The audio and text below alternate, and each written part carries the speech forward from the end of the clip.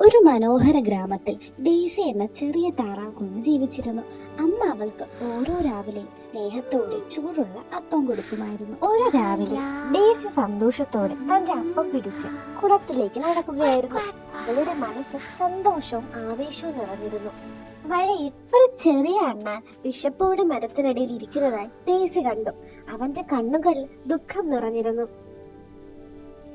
Daisy ഒരു നിമിഷം പോലും ചിന്തിക്കാതെ തന്റെ അപ്പം രണ്ടായി പൊട്ടിച്ച് അണ്ണാന് പകുതി നൽകി.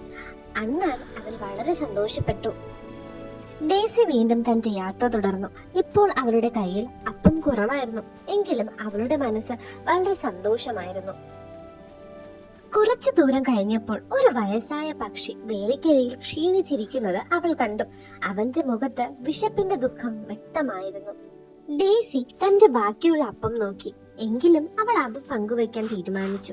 അപ്പം ചെറിയൊരു ഭാഗം കൂടി അവൾ പക്ഷിക്ക് നൽകി. ഇപ്പോൾ ഡെയ്സിയുടെ കയ്യിൽ ഒരു ചെറിയ അപ്പകഷ്ണം മാത്രമേ ബാക്കിയുണ്ടായിരുന്നുള്ളൂ. അവൾ അല്പം വിശപ്പോടെ യാത്ര തുടരുകയായിരുന്നു. കുളത്തിനരികിൽ ഒരു ചെറിയ മുയൽ വിശന്നിരിക്കുന്നത് ഡെയ്സി കണ്ടു.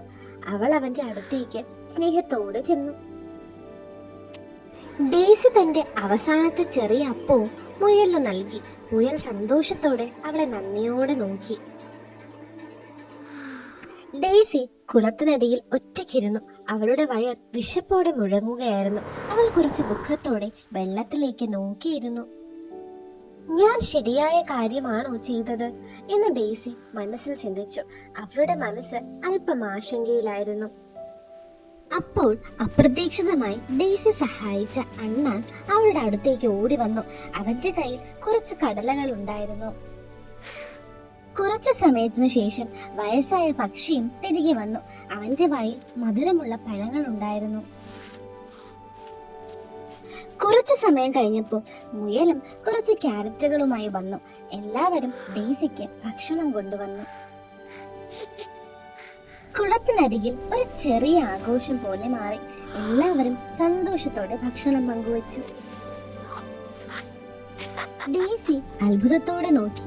സ്നേഹം പങ്കുവച്ചാൽ അത് തിരികെ വരും എന്നവൾ മനസ്സിലാക്കി.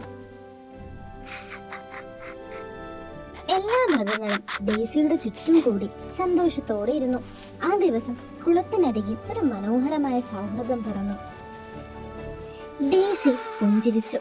അവളെ ചുറ്റി നിൽക്കുന്ന എല്ലാ മൃഗങ്ങളും അവളുടെ ദയയെ പ്രശംസിച്ചു. അവളുടെ ഹൃദയം സന്തോഷത്തോടെ നിറഞ്ഞു. സന്ധ്യ സമയത്ത് ഡെയ്സിയുടെ അമ്മ താറാവ് അവളെ കാണാനെത്തി. ഡെയ്സിയെ ചുറ്റി സന്തോഷത്തോടെ ഇരിക്കുന്ന മൃഗങ്ങളെ കണ്ടപ്പോൾ അമ്മയ്ക്ക് അഭിമാനം തോന്നി. ഡെയ്സി അമ്മയെ കെട്ടിപ്പിടിച്ചു.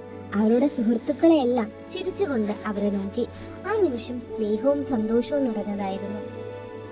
രാത്രിയായപ്പോൾ ഡെയ്സി തന്റെ പുതിയ സുഹൃത്തുക്കളോടൊപ്പം കുളത്തിനരികിൽ നിശബ്ദമായിരുന്നു. ആകാശത്തിലെ നക്ഷത്രങ്ങൾ വെള്ളത്തിൽ പ്രതിഫലിച്ചു. പ്രഭാത സൂര്യൻ ഉയർന്നപ്പോൾ ഡെയ്സി തന്റെ സുഹൃത്തുക്കളോടൊപ്പം സന്തോഷത്തോടെ നിന്നു. അവൾക്ക് മനസ്സിലായി, ദയയും പങ്കുവയ്ക്കലും ജീവിതത്തെ മനോഹരമാക്കുന്നു.